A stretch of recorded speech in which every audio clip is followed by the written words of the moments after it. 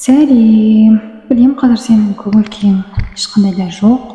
Даже тыңдауға ерініп отырсың или вообще тұруға ерініп отырған шығарсың. Бірақ мен саған қазір бір күшті нәрсе айтқым келіп отыр. Саған бір-ақ сөз айтамын. Ешқашан берілмеші. Қанша ерініп, қанша жалқаулығың ұстап тұрса да бар ғой. Сенің болашақта ақшаң, басқаларға сый құрметің, машинаң, үйің де ең басына тоқталатын болсақ, ата-анаң саған жарайсың балам, сенімді ақтадым, сенімен мақтанамын деп айтқанның өзі қандай. Сен үшін бір үлкен мотивация ғой, Өз-өзіңе сенсең, сенде барлығы болады негізі бар ғой. Қатты бір уайымдап, или болмаса бір жасаймын ғой, Алла қаласа жасаймын ғой, бұйыртса жасаймын ғой, басқа жазғаны болар деп жүре бересің бар ғой. Оны қате демеймін, дұрыс қой, барлық нәрсенің барлығы Алланың қалауымен жасалады, бірақ оған бір тәуекел етіп еңбектену керек қой. Оған еңбектенген кезде сол сөздің қадірі кетпейді.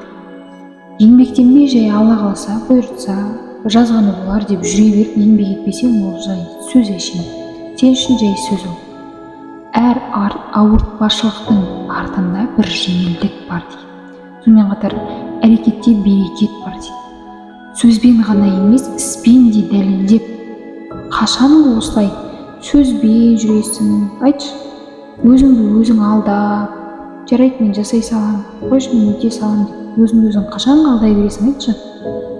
Өзіңді өзің қамшаламасаң, сені бұл өмірде бір-ақ рет берілетін, сол өміріңді жай өткізгеніне менің ішім ашиды бар ғой. Қанша адам мысалға сен сияқты өмір сүре алмай жүр, саған жете алмай жүр көбісі.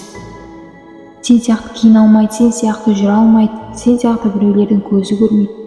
Сенде барлық мүшең бар, денің сау, бірақ сен сонда да еңбектенгің келмейді. Айтшы, соншалықты бұлай еріншек болатындай ата-анаң саған не істеді? Сол үшін еңбегіңді, еңсеңді барлық жағынан көтеріп, қанша қиын болса да тырысу керек, ешқашан бермеу керек, сонда ғана жемісі тәтті болады. Мысалы айтады ғой, қаншалықты бір теріңмен оқып, ананы жазып, конспекттерін жазып, оқып, апайға барып айтсаң, рахаттанып айтасың. Бір рет солай оқып, барлығын жасап берші, саған 5 қоймайтын апай болмайды. Ешқандай да сабақтан жалығудың, бір ерінудің қажеті жоқ. Қанша шаршап тұрсаң да, сенің ескі білімің жаңа біліміңді алуға көмектеседі. Әрқашан да солай.